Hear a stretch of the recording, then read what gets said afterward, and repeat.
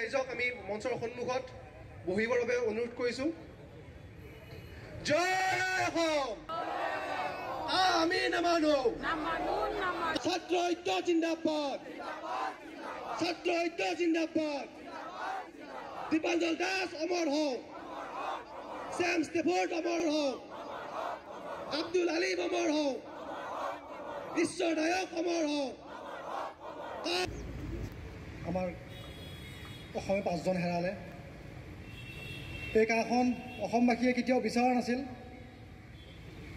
BJP চৰকাৰে বলপূৰ্বকভাৱে অসমীয়াৰ ওপৰত কাহিনী জাপি দিলে, তাৰপিছত হত্যা কৰিলে। আৰু এনেকুৱা হত্যা কৰিলে, শ্যাম ষ্টাফৰ্ডক দুটাকে গুলী মাৰি হত্যা কৰিছিল। তেওঁৰ গুলী মুখমণ্ডলৰ এইখিনিৰ পৰা ওলাই গৈছিল।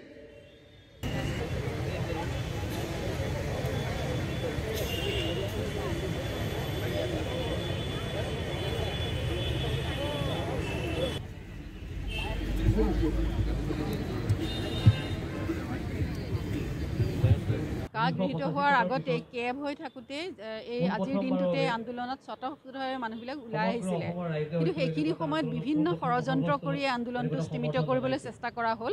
তাৰপিছতে ক'ভিড পৰিস্থিতি আহিল আৰু সেই আইনখন আইনত পৰিণত হ'ল। কিন্তু এতিয়াও এই আইনখন মানি লোৱা নহয়, নামানে। আমাৰ ভাষা সংস্কৃতি মুখৰ ভাষা হেৰাবলৈ ধৰিছে, সেইটোতো বেলেগ কথা। তাৰোপৰি এখন ধৰ্ম নিৰপেক্ষ ৰাষ্ট্ৰ আমাৰ, ইয়াত এই অগণতান্ত্ৰিক অসাংবিধানিক এই আইনখন যদি মানি লোৱা হয়, তেনেহ'লে মানে বিশ্ব সম্প্ৰদায়ত আচলতে আমাৰ দেশৰ ভাৱমূৰ্তি বিনষ্ট হ'ব। গতিকে সমাজৰ নেতৃত্বত নিশ্চয় একো আন্দোলন হ'ব। আমাৰ লাজ লাগে, লজ্জা লাগে যে যোৱাকালি ভাৰতীয় জনতা পাৰ্টীৰ হত্যাকাৰী দলে এইখন চৰকাৰে তেজপুৰত শ্বহীদ দিৱস পালন কৰিছে। অসম আন্দোলনৰ প্ৰথম শ্বহীদ এই খৰ্গেশ্বৰ তালুকদাৰ মই দুখন হাতত শ্বহীদ হৈছিল। এই কথাটো সংবাদ মাধ্যমত সকলোৱে জানে।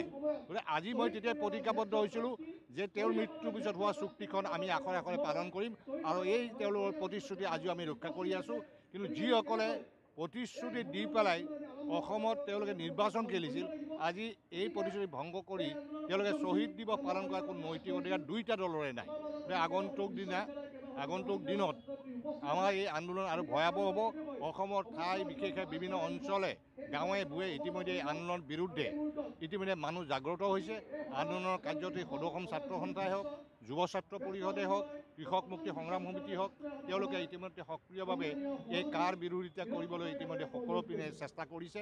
আৰু আমি আশা কৰোঁ, বিশ্বাসী যে আইনখন বাতিল অসমৰ ক্ষেত্ৰত হ'বই লাগিব। ৰাজপথত কেতিয়া ৰাইজ ওলাই আহে? চৰকাৰ পাতে কোনে? ৰাইজে পাতে, ৰাইজে ৰজা পাতে। ৰাইজৰ কথাই যদি নুশুনে, এওঁলোকৰ এনেও যিটো স্বেচ্ছাচাৰিতা চলিছে বেছিদিন বলবৎ নহয়। কৃষক আন্দোলন আপোনালোকে দেখিছে, আজি ইমান দিনৰ ওপৰত দিন কৃষকসকল এই হাড় কপোৱা ঠাণ্ডাত ৰাস্তাত ৰখি আছে, কিন্তু আদানী আম্বানীৰ স্বাৰ্থত কৃষকৰ আন্দোলনকো মৰ্যাদা দিয়া নাই। তেওঁলোকে কা আন্দোলনৰ যিখন 5জনকৈ ল'ৰাক ওচৰৰ পৰা তেওঁলোকে নিৰ্মমভাৱে হত্যা কৰিলে। গতিকে এই হত্যাৰ মূল্য তেওঁলোকে দিব লাগিব। গতিকে আমি কা নামানো, নাই মনা, ভৱিষ্যতলৈ অসমত বলৱৰ্তী হ'বলৈ দিয়া নহ'ব। গতিকে অহিংসভাৱে গণতান্ত্ৰিক আন্দোলন আমি চলাই যাম। হয়, চাওক, আমি ছাত্ৰ সমাজে পঢ়িব লাগিব, আন্দোলনো কৰিব লাগিব। আমি নিজৰ পঢ়া আমি এৰিব নোৱাৰোঁ। গতিকে তাৰপিছত আমাৰ ছাত্ৰ সমাজ আন্দোলনটো যেনেকৈ বিভিন্ন জাতীয় জনগোষ্ঠী সংগঠনসমূহে নেতৃত্ব লৈছিলে, তাৰপিছত তেওঁলোকৰ দায়িত্ব আছিলে বা আমাক তেওঁলোকৰ কোৱাৰ দায়িত্ব আছিলে যে কেনেকৈ আমি আইনী ব্যৱস্থা আমি আগবঢ়াব পাৰোঁ। কিন্তু পৰৱৰ্তী সময়ত আমি যেতিয়া গম পালোঁ যে যোৱা এবছৰে হৈ গ'ল, কিন্তু কোনো ধৰণৰ ব্যৱস্থা গ্ৰহণ কৰা নহ'ল। গতিকে তাৰ আমি ক্ষোভিত হৈছোঁ। আৰু যোৱা বছৰ 5গৰাকী ডেকা শ্বহীদ হৈ গ'ল, তাৰপিছত আকৌ দুষ্কৃতিকাৰী সজোৱা হ'ল। কেৱল ঈশ্বৰ নায়কৰ ঘৰত বিজেপিৰ যি নেতাসকলে গৈ তেওঁক 3 লাখ টকা তেওঁলোকে প্ৰায় তেওঁলোক কিনিবলৈ গৈছিল। কিন্তু এই তেনেকুৱা ধৰণৰ তেওঁলোকৰ নীতি পুৰা চলিবলৈ দিয়া নহ'ব। শ্বহীদৰ পৰিয়ালক তেওঁলোকে কিনিব নোৱাৰিব, ছাত্ৰ ছাত্ৰীসকলক তেওঁলোকে কিনিব নোৱাৰিব। ছাত্ৰ সমাজে সদায় কাৰ বিৰোধিতা কৰি যাব।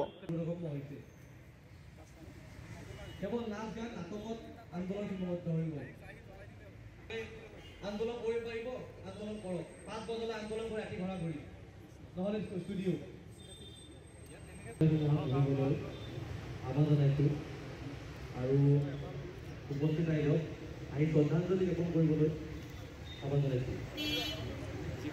যদি শ্বহীদৰ পৰিয়ালৰ যদি কোনোবা নিশ্চয়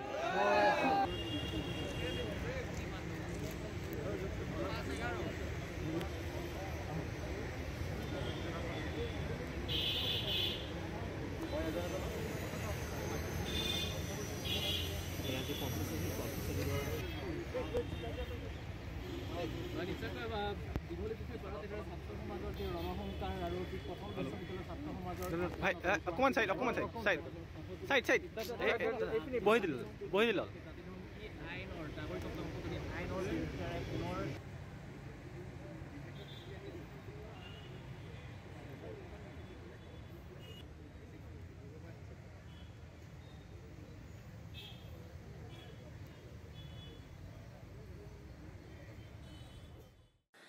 Don't forget to like, share, and subscribe to East Mojo. For any queries, put them down in the comments section below and press on the bell icon for notifications.